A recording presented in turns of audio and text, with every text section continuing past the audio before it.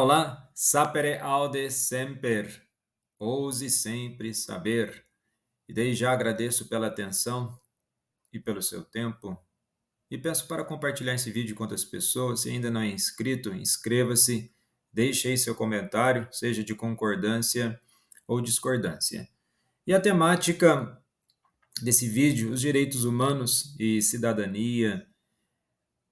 Eu vou iniciar com uma rápida trajetória da história dos direitos humanos. Não vou entrar aqui em explicações históricas, apenas essa menção para mostrar que houve uma evolução, né? Não é de agora que se fala em direitos humanos, mas a temática do vídeo em si é refletir sobre o conceito de direitos humanos em si.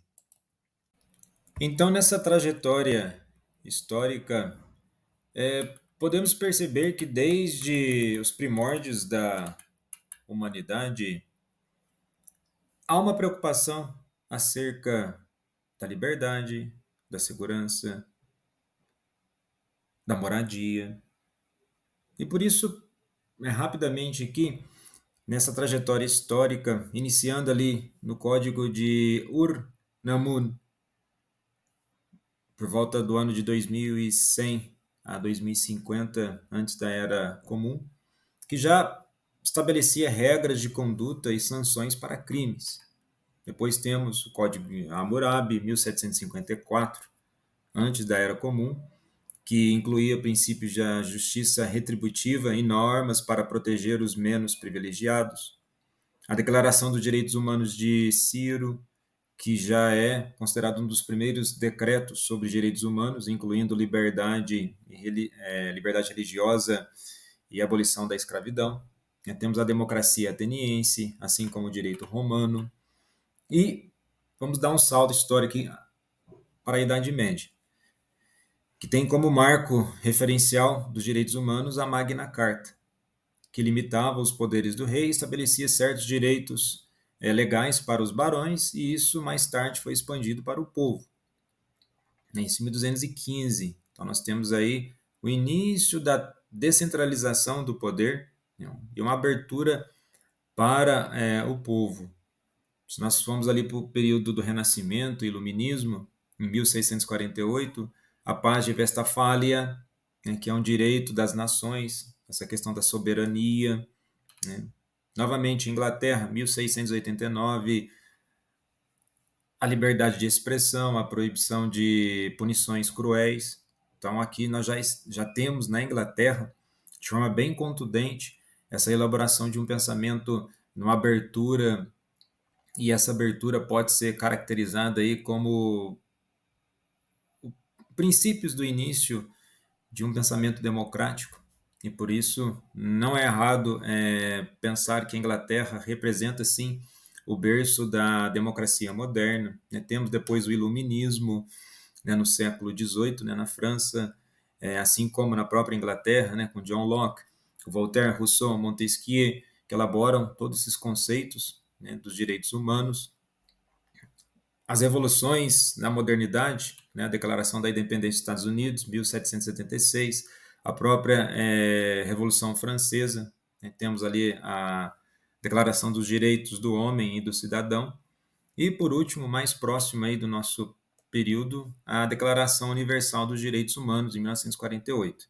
Então, tudo isso, né, são menções históricas para ilustrar que há uma trajetória e uma preocupação acerca dos direitos humanos.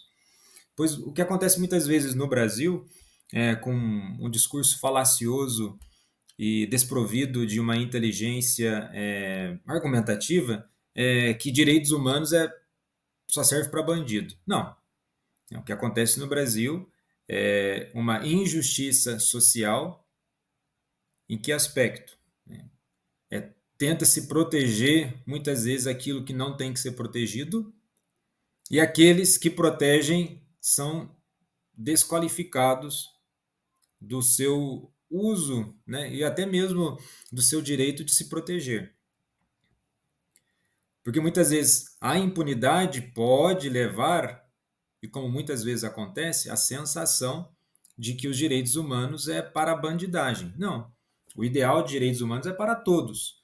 Mas vejamos, em um país altamente desigual, em vários aspectos igual ao nosso, é evidente que quando acontece alguma coisa no campo da justiça, vai dar a entender que aquilo está totalmente errado ou o ideal está errado. O que está errado é a prática ou a forma que certos grupos ideológicos e políticos utilizam desse ideal para praticar, desculpem aqui o termo, besterol, né? Ficar tentando proteger e você cria um mecanismo de consciência na sociedade que vale a pena fazer o errado, ou que vale a pena banalizar os valores.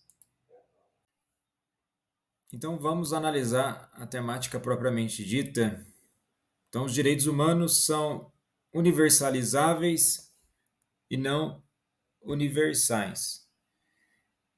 Então essa ideia implica que os direitos humanos podem ser aplicados a todas as pessoas, em todos os lugares, independentemente de contextos culturais, históricos ou políticos.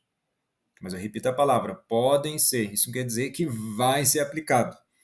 Então, o fundamento moral baseia-se na premissa de que existem valores e direitos fundamentais que são inerentes, ou seja, fazem parte da natureza do ser humano, devido à natureza comum humana. Então, temos o princípio de igualdade, né, que defende que todos os indivíduos merecem os mesmos direitos básicos, como liberdade, segurança e dignidade. Então, um documento fundamental dessa questão de universalizável é como a Declaração dos Direitos Humanos de 1948, que esses direitos são aplicáveis a toda a humanidade. Agora, dentro dessa frase, por qual razão não são universais? A realidade prática. Embora os direitos humanos possam ser universalizáveis, em teoria, na prática, eles não são universalmente reconhecidos ou implementados. E há várias razões para essa disparidade. Temos diversidade cultural. Eu vou colocar aqui um exemplo, ok? Então, no Ocidente, existe uma valorização da liberdade e que a vida íntima ou a opção sexual das pessoas, elas não podem, isso não pode ser um elemento de perseguição ou não pode ser um elemento de exclusão da vida social da pessoa. Enquanto em alguns poucos países da África ali existem leis para exatamente perseguir pessoas referente à sua opção sexual. Vamos colocar um outro exemplo, a questão política e religiosa. No Ocidente valoriza-se a liberdade, né, por mais que ocorra elementos de conflito ideológicos, mas existe espaço para essa liberdade e a manifestação da diversidade política e religiosa. Mas há alguns países, não vou dizer que só no Oriente, porque temos aqui na América Latina, né, países que perseguem as pessoas por ter uma manifestação religiosa ou seja política. Então vai depender de questões de um contexto político, né, da desigualdade econômica e sociais. Então há um desafio de implementar. Então essa é a primeira diferença. Então, se nós formos analisar, né, a Declaração Universal dos Direitos do Homem e do Cidadão, de 1789, dentro do contexto ali da Revolução Francesa, olha lá, os homens nascem e são livres e iguais direitos. Isso é muito semelhante ao que nós temos na Declaração, né, Universal dos Direitos Humanos, de 1948, que é o artigo 1º, todas as pessoas nascem livres e iguais em dignidade e direitos. E isso certamente influencia as outras constituições em vários países. A Constituição Federal do Brasil, no artigo 5º, todos são iguais perante a lei, sem distinção de qualquer natureza. Aí vem uma questão aqui. Todos são iguais perante a lei. Fora da lei, é preciso que nós sejamos diferentes, porque cada um tem sua forma de ser, se manifesta de uma forma consciente, singular. Então, perante a lei, todos têm que ser tratados de forma igual. Agora, essa questão de falar que os direitos humanos ela favorece a bandidagem é falaciosa. O que é uma falácia? É um discurso falso, porque nós temos exemplo de pessoas que necessariamente não são bandidas e elas têm uma situação, né, econômica, né, financeira abastada e superior, e ela utiliza desses mecanismos para sobressair na lei. Isso é errado. Então, isso fere os direitos humanos. Geralmente, imagina aquele cenário dualista, mocinho e bandido, né? Quem faz o mal, quem faz o bem. E muitas daquelas que algumas vezes são pintadas como pessoas boas podem estar anulando o direito humano.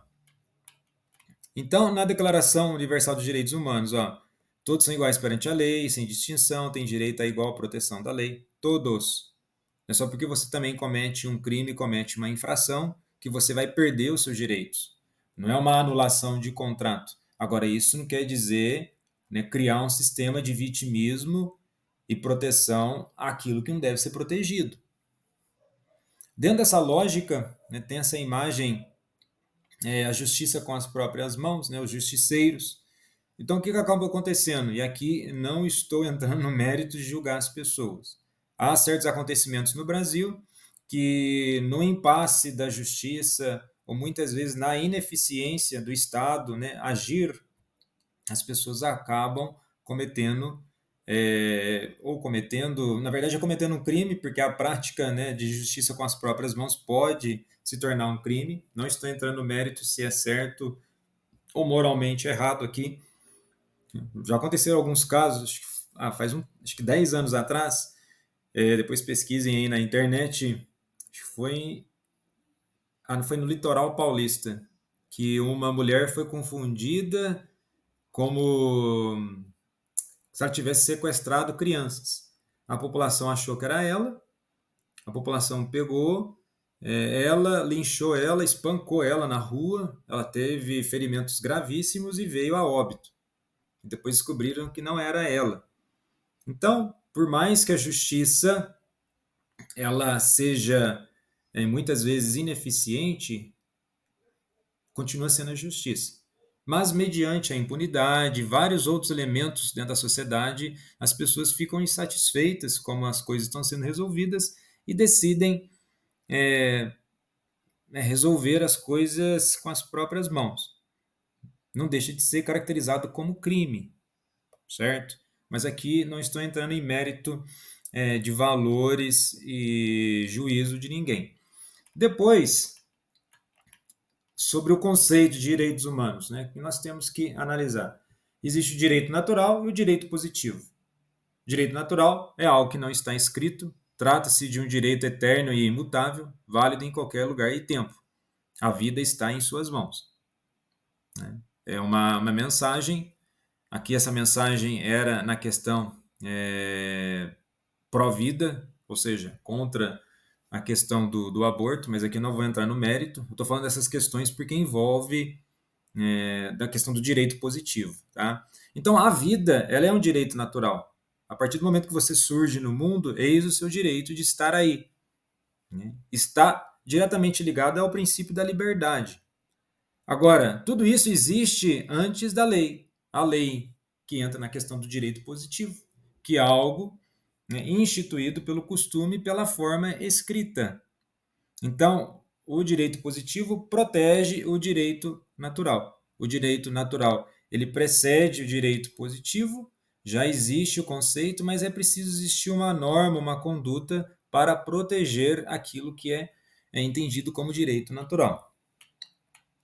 Aí, na lógica do desenvolvimento dos direitos, temos a liberdade e a autonomia, né, o direito à vida e segurança. Nós vemos isso em Hobbes, que é um escritor inglês, da proteção, né, que as pessoas têm que ser protegidas. Né? Os direitos à liberdade de John Locke, assim como o direito à propriedade privada, né, os direitos à igualdade, aqui já na filosofia francesa.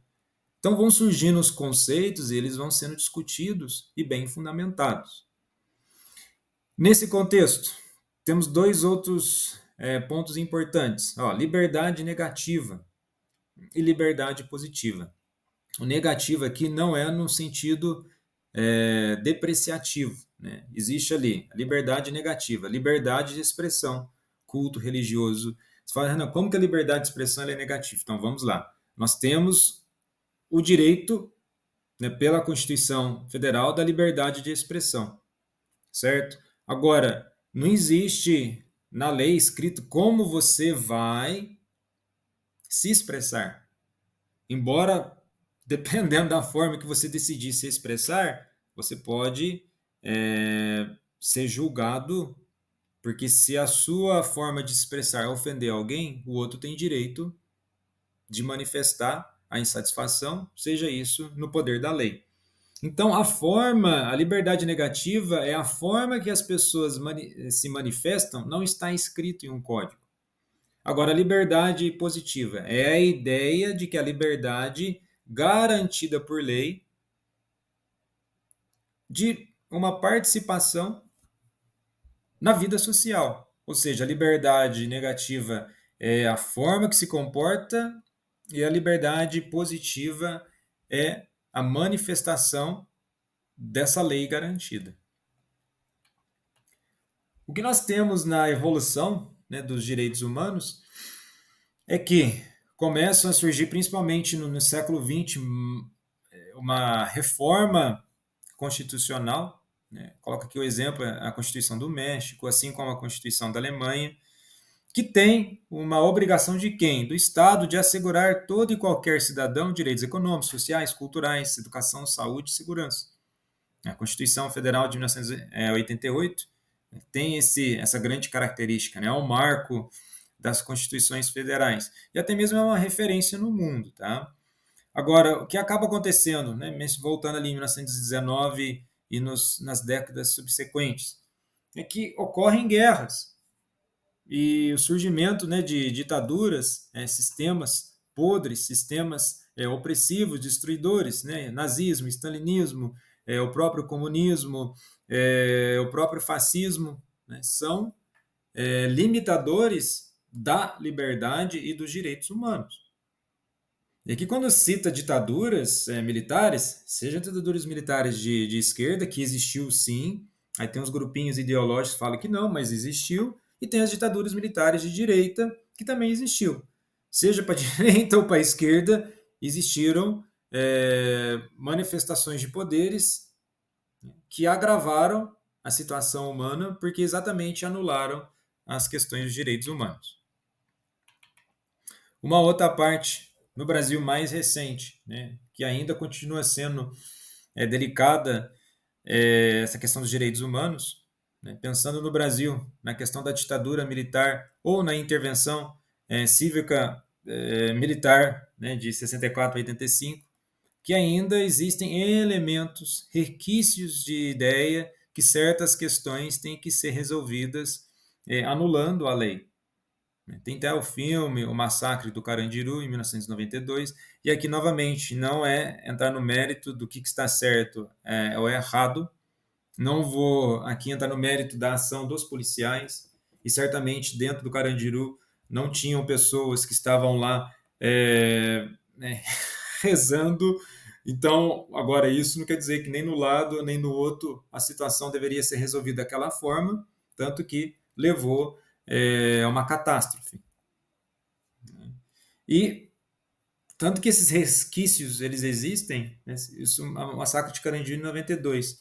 Né? O filme Tropa de Elite, né, traz muito do imaginário popular brasileiro essa questão, né, da tortura, dos direitos humanos, que dependendo da circunstância vale a pena passar, né, por cima de tudo e todos para alcançar o seu objetivo de proteger a sociedade. Então, assim, são elementos, né, são pontos de reflexão. Tá. Agora, dentro desse universo dos direitos humanos, nós temos a questão da cidadania. E do mesmo modo que as noções acerca dos direitos humanos, né, evoluem ao longo da história, a cidadania também. Ou pode-se dizer que a questão da cidadania é fruto do pensamento dos direitos humanos. Porque acontece o quê? ao longo da história, né, as pessoas, ou o próprio termo pessoa, né, persona, essa questão da consciência, a valorização daquele indivíduo, isso é graças ao próprio desenvolvimento do cristianismo e também depois no Renascimento com a questão do humanismo. E o que se entendia, né? Indivíduo é aquele que não pode ser dividido, ou seja, nós temos ali um corpo, mas aquele corpo não é apenas um corpo que está por aí no mundo, ele tem consciência. E se ele tem consciência, ele tem emoções, ele tem uma história. Então, a partir desse entendimento da própria consciência, vai saindo unicamente dessa questão de indivíduo, trazendo aí a dimensão de persona, né, de pessoa, e sujeito, né? Sujeito ligado à questão de subjetividade, né? Nem todo mundo se manifesta da mesma forma no mundo. Agora, o que nós temos em comum é que nós nos manifestamos e temos consciência no mundo. E a partir disso, se a cidadania é fruto dos direitos humanos, né, esses conceitos eles se desenvolvem de forma paralela. Então, e esses temas de direitos e cidadania são temas frequentes nos pronunciamentos e conversas de empresários, governantes, políticos, diferentes partidos, estudantes, trabalhadores. Né?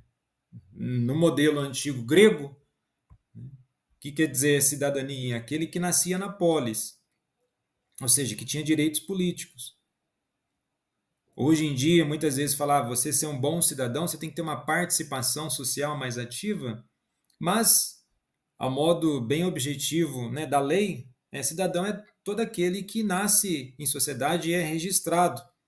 Até isso, né? Antigamente as pessoas não tinham registro, então como uma pessoa que não tinha registro, não tinha colocado o local que ele nasceu, para ele saber a idade, então é uma questão de identificação. Então cidadania tem a ver com essa questão de identificação também e valorizar as pessoas. E vamos para exemplos históricos, né? A participação dos direitos deixa de ser visto como uma mera formalidade, né? De pertencer ao universo masculino. Então, em 1893, temos lá na Nova Zelândia o sufrágio, que é o primeiro a garantir o sufrágio feminino, ou seja, a votar. Então começam a surgir os ideais libertários para as mulheres, o que alguns críticos apontam que às vezes a preocupação ficava muito restrita ao universo masculino. Agora nós temos o universo feminino. Mas vamos lá, se os direitos humanos é para todos os humanos, independentemente de gênero, de raça, independentemente de qualquer coisa, é para todas as pessoas, personas. É interessante que o termo latim todos, ele não entra na questão de gênero, só porque terminou com os é masculino. Todos os seres humanos. É isso que o termo quer dizer. Totus, ele engloba o único sentido daquilo que é ser humano. Então, quando eu chego no lugar e falo bom dia a todos, e se ali existir mulheres, eu não estou excluindo as mulheres. Mas a beleza da língua portuguesa nos dá a possibilidade, bom dia a todos e todas. Né? E não precisa dos besterol linguísticos ficar amarrando as coisas. Todo ser humano. Né? E se eu chegar no lugar e falar bom dia a todas as pessoas, novamente, eu estou reconhecendo todas as personas conscientes, né? Aquelas pessoas que estão conscientes naquele ambiente.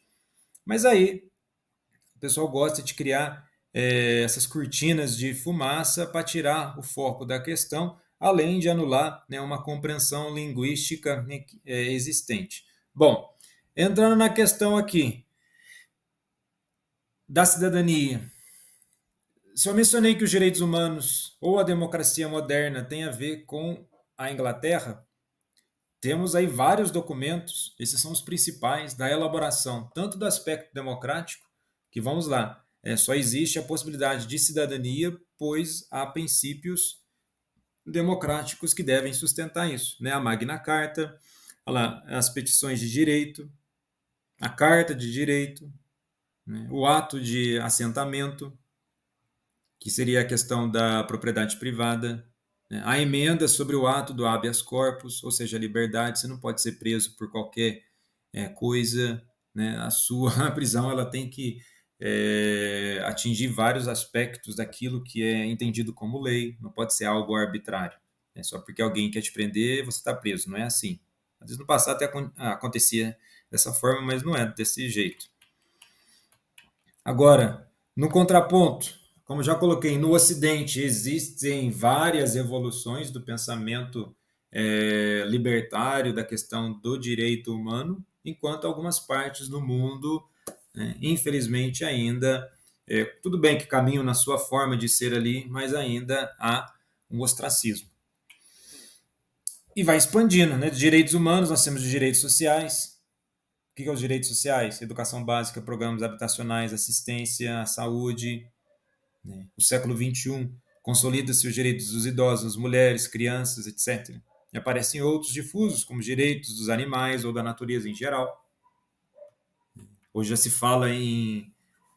muito pessoal fica falando sobre genocídio, tem ecocídio.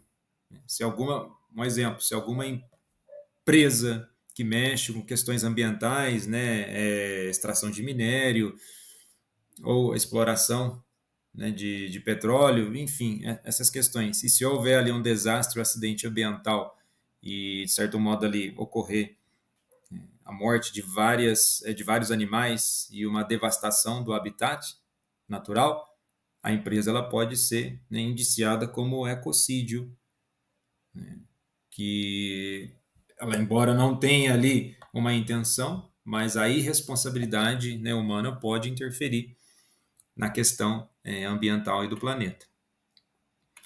E aí, dentro dessa questão, o que nós temos que ver? Que direitos humanos têm a ver com cidadania, e cidadania tem a ver também com o desenvolvimento, né, ideológico e cultural de um povo. O que é ideologia, assim, a grosso modo, ou de simples modo, para o entendimento ali? Ideologia é uma interação do ser humano com o ambiente, ou seja, o organismo, né, corpo, consciência com o meio que vive. A partir dessa relação surgem formas de vivência. Para manter e sustentar essas formas de vivência surgem as ideologias, né, são as normas, a forma de estar no mundo. E a partir da ideologia vai surgindo a cultura. Ou da cultura surgem as ideologias, são conceitos aí correlatos. E nesse aspecto, né, temos quem escreveu muito sobre isso foi o francês Félix Guattari, que reuniu, né, o significado de cultura em 3 grupos. Né? A cultura-valor, que aparece na ideia de cultivar o espírito, define um julgamento de valor sobre quem tem ou não cultura, que acontecia muito antigamente, os povos bárbaros e os romanos ou os gregos, a cultura europeia e a cultura indígena. Então, colocava, de certo modo, uma diferença de valores. E, evidentemente, tem uma diferença de valores, o que acabava acontecendo, né, uma questão, até mesmo na época não existia o termo, né, mas xenofóbica, né, o etnocentrismo. O que é o etnocentrismo? Né, colocando apenas o valor cultural de um povo melhor do que os demais.